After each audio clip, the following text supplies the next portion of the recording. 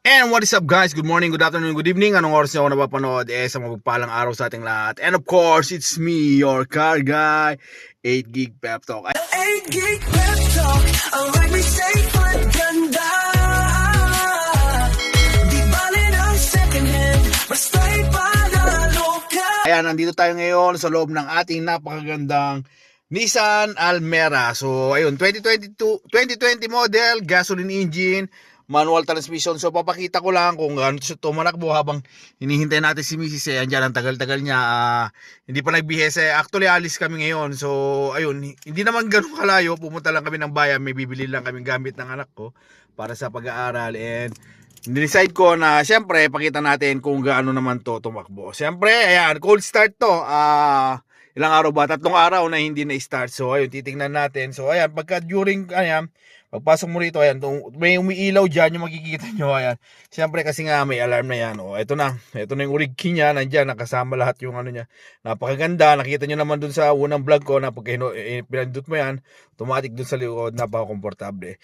Bukod sa rim 17 yung gulong nito, ayan, yung mga napakagandang picture niya. At siyempre, itong Android na, na infotainment. So, tara, start na natin. So, unang check muna natin, manual. Ayan, naka-neutral. Start natin. Since manual transmission siya, so check tayo. Ayan. So, pagka-open mo, ilaw, ayan, ulitin natin yung mga umilaw, namatay na ang bigla. Ayan, umiyaw lang yung ABS, yung PS, yung check engine, yung langis, etc.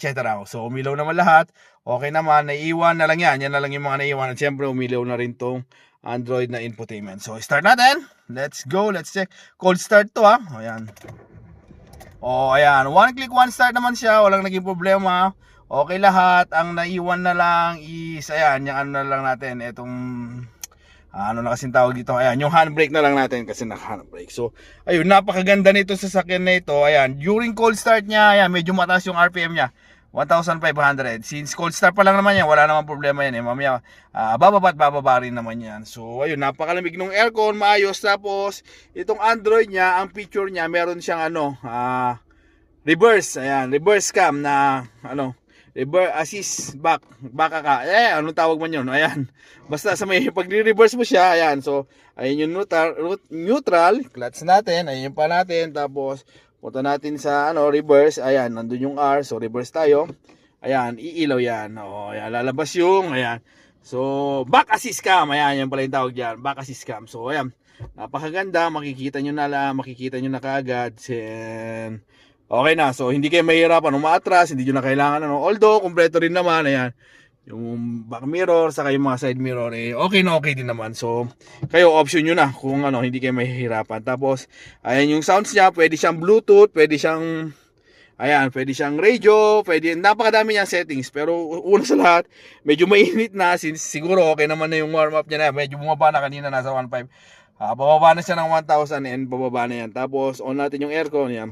Yung aircon, wala ka namang may to, since Nissan to kilalang kilala. Kung pwede lang sana ngayon, pag sindi mo talaga, iba yung lamig nito. Okay na agad pagka start mo. Kahit number 1 lang natin yan. Okay na yan, kayang-kaya yan ang palamigin tong buong sasakyan natin. So ayan, ito yung sasakyan natin. So ngayon, dahil nga hinihintay pa natin si Mrs. Ikakat lang natin ng konti. Pag nakasakay na siya at kasama na natin yung anak ko at nasa highway na tayo, doon natin ulit. I-start natin, umpisahan natin ulit yung yung video para na makita nyo kung gaano kaganda malakbo ito, kung ano nga ba. So ayan, pumupunta na sa 1,000 since medyo mainit-init na siya. So yung mga niya, sides niya, lahat-lahat. Tung headliner, wala ka pa naman. Tapos siyempre, all lights working yan. Ayan, kahit dito. Ayan. Dito wala ka pa talagang makakantsaw kasi yung yung model itself ng sasakyan na ito talagang napakabata. Tapos yun pala, kalimutan natin sinabi, 58,878. Yan yung urig mileage niya. So ayun, okay na okay. So abang-abang muna, ikakat muna natin pansamantala ngayon para mamaya ipakita natin kung ilan yung RPM niya during running siya ng Tapos remind you po, ang nito, ang makina nito is 1.2 lang. So napakatipid. Para ka lang naka-Ion o kung ano mang sasakyan, para ka naka-Mirage. Yan yung mga niya. kapantay niyang makina. So, ayun, kung nag-iisip ka kung maging fuel economy, nag-iisip ka ng sasakyan na yun, eto na yun. Pwede siyang pang daily. Talagang advisable siya pang daily kasi sobrang tipid ng gasolina. So, ayun, gaya ng sinabi ko kanina, cut lang muna natin para mamaya ulit tingnan natin kung i-review natin yung takbo ng sasakyan nito. Bye-bye! Tara na sa 8 Jig Pep Talk Garage Quality Second Hand, parang bago sa paningin. Dito, sigurado, wala kang talo. And we're back. So ayan, eto na, nandito na tayo sa highway. So ayun, nasa third gear tayo. Ang odometer niya, ang RPM niya nasa 2,040 kilometers. Hindi natin masyado mabilisan, kanina pa natin tinatry kaso as in sobrang traffic dito sa Tarlac. Pero ayan naman yung maayos naman. So ayun, tatlo kami. Malamig naman yung aircon, kaya niya palamigin kahit although makikita niyo number 1 lang dito yung niya. Number 1 lang yung yung volume niya, napakalamig na. As in sobra. Ito yung sinasabi nilang literal na magdala ka ng jacket. So ayun, maayos yung makina, wala kang mararamdaman. Tapos yan, napakaano ng makina, dire-diretso lang yan. Nasa 40 kilometers namin, magsiship ako.